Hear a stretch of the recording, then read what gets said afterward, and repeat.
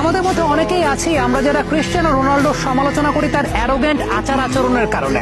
কিন্তু আপনি কি জানেন 2011 সালে যখন ইউরোপের গোল্ডেন বুট CR7 জিতেছিলেন, পরবর্তী সময় 2017 সালে সেই গোল্ডেন বুটটাকে তিনি নিলামে তুলেছিলেন এবং নিলামে তোলার মাধ্যমে 1.2 মিলিয়ন পাউন্ড আয় হয়েছিল।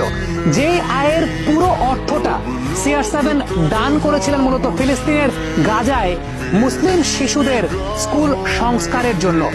এই যে এই ধরনের আত্মনিবেদনের জায়গাটা, কিংবা একজন ফুটবলার তার ফুটবল খেলার বাইরেও এরকম কর্মকাণ্ড করছেন, এগুলো কিন্তু প্রত্যেকের জন্য একটা অনুকরণীয় দৃষ্টান্ত। শুধুমাত্র